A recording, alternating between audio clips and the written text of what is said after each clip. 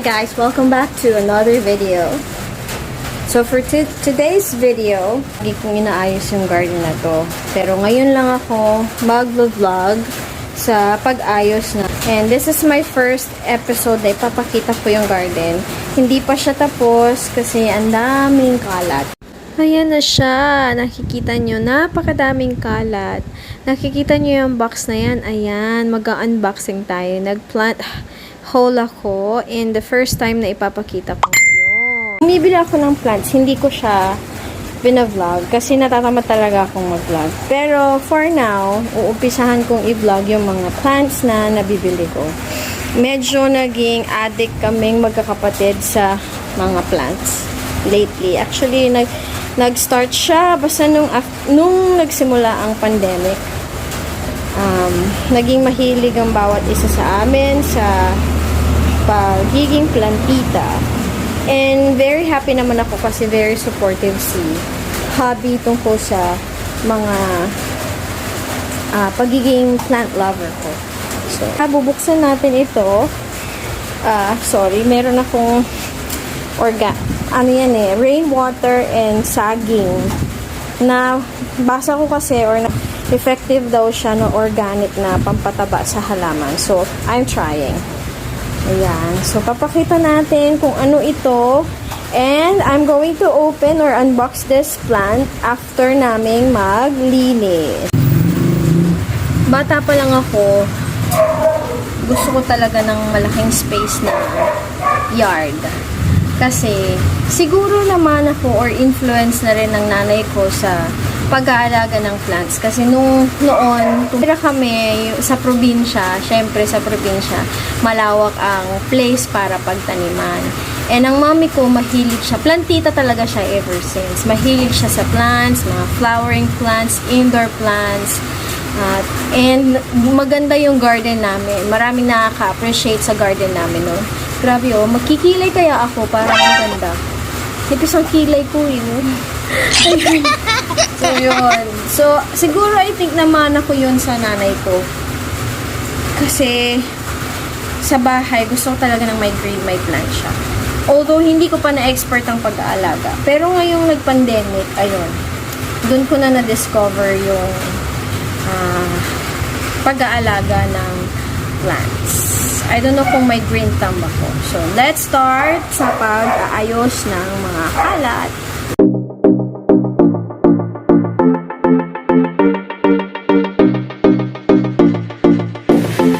Pinarain ko siyang gabi kasi nag-rain.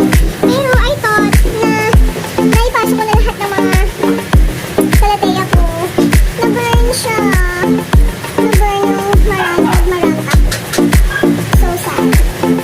Wala nga. Sana maging last pa siya. Siguro itapat ko na lang yung mga leaves. Lahat po, nag-crisp siya oh. Pero ito may bangos. Pero parang brown na rin ang bangos. Siguro kasi nagagala. Sorry.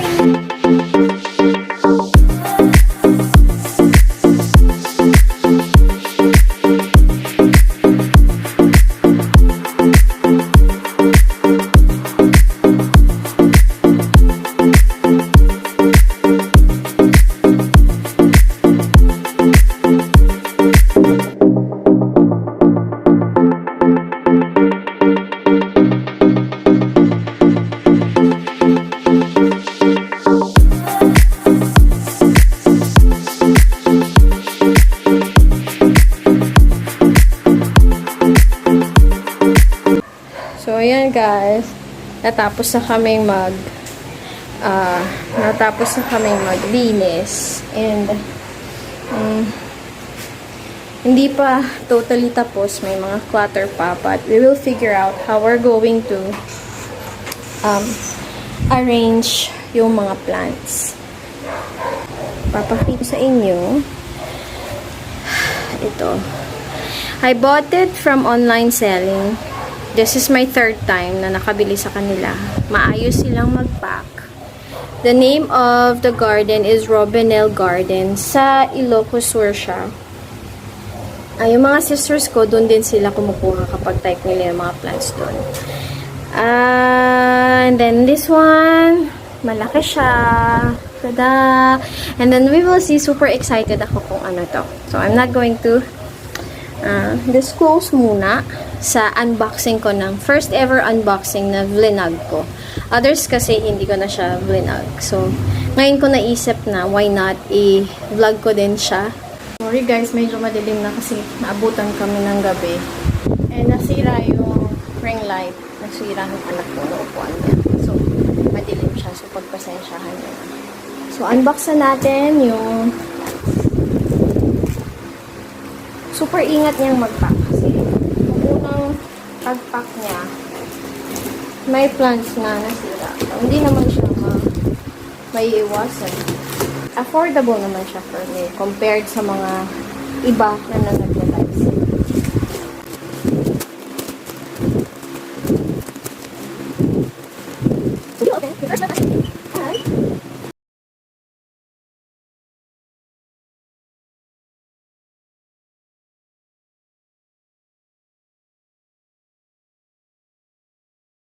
First, kung ilang meter, feet kaya ito. Siguro mga 3. Yung first plant na ipapakita ko ay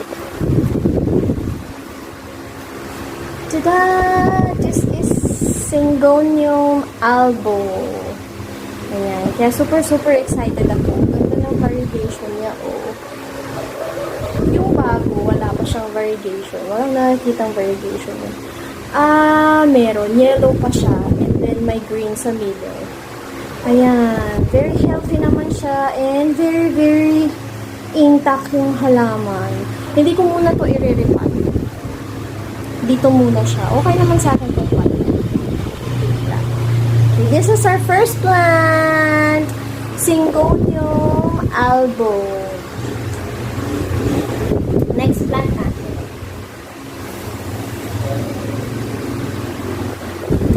Bubuksan natin ito.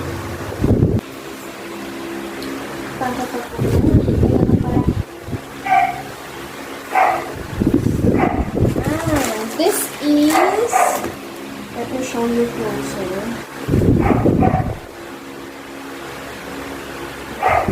Hindi ko nakita ito sa live selling niya, pero meron isa na nasunog siguro to, kaya kinat na lang nila.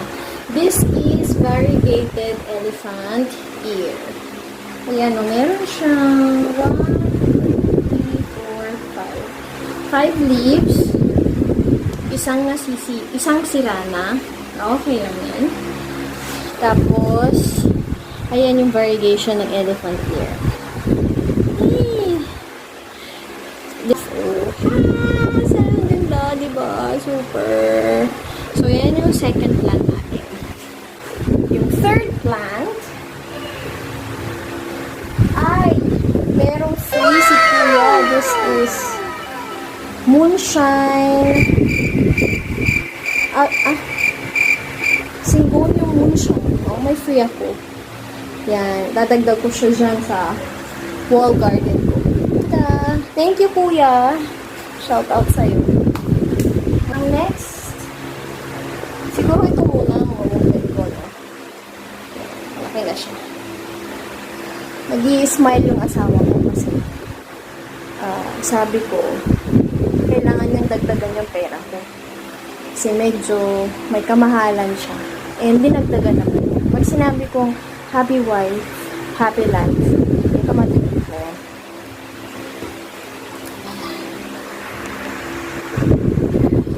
Hawakan ko na lang siya.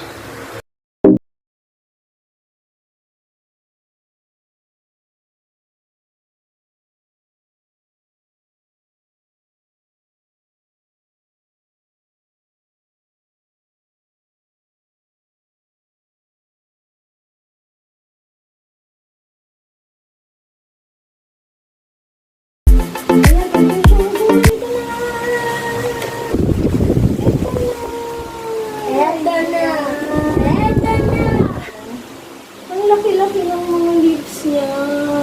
So, this is a fiddle leaf fig. Fiddle leaf. Yan. Grabe oh. Ang laki ng Ang laki ng mga leaf niya. Meron na ako na fiddle leaf. Pero, maliit. Papakita ko.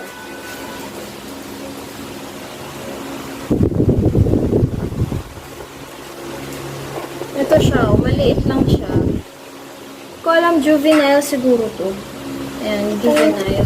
Ayan, oh, maliit to. Pero this one, guys, look. Look, ang laki niya. Grabe. There. Ayan.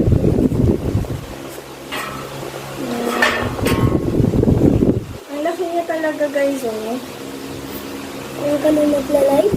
This one is my 1, 2, pang third plant. Yan. Middle leaf tree. Kasing tangkad ba ni mga ilang feet to daw? Mga ilang feet? 3? Almost 3. Almost 3.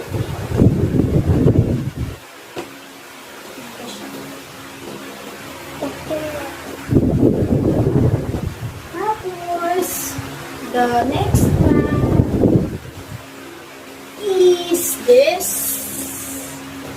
Sana mahugot ko lang.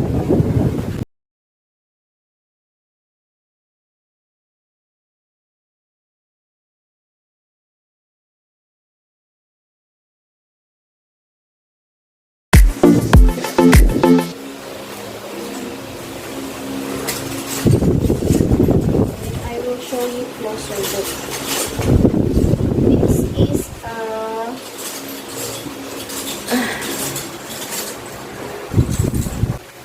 ayan siya. Ang ganda ng variegation niya. And malaki na rin po siya. Ayan. Sana po ay mabuhay ko talaga siya. Super excited po ako dito sa plant na to. Ayan. 'Di ba? First time ko pong bumili ng mga ganito. And siguro ay gift ko na rin sa sarili ko. Ayan yung variegation. Ito hindi masyadong may variegation. Ito ay old leaf.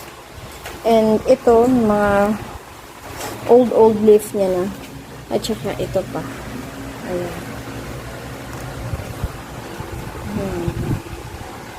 So, if meron kayong care tips para sa pag-aalaga ng alocasia albo, please comment down below. Sabihin nyo sa akin, share nyo sa akin. I will also try to research kung ano-ano yung mga yun. So, these are my plant haul. Very nice. Alocasia albo. Variegated elephant ear. Ayan siya. Talaga talaga niya. Oh, laki pa. Tapos, ito, sorry. Ito, single albo. And the fiddle leaf na malaki. Kita yung paano kasama. Ayan, fiddle leaf. Yan. And then, yung Syngonium albo ko. Di ba ang ganda nila? Ang cute talaga. Cute. Ayan. So, satisfied naman ako sa mga nabili ko. I just hope na alagaan ko sila ng mabuti. And I will be a good plant parent to these lovely plants. And, bago pa lang ako mag-vlog ng plants ko. And I hope na kung sino yung mga makapanood nito at may care tips kayo for these plants, comment down below. Please like, share, and subscribe. Ayan. Comment, and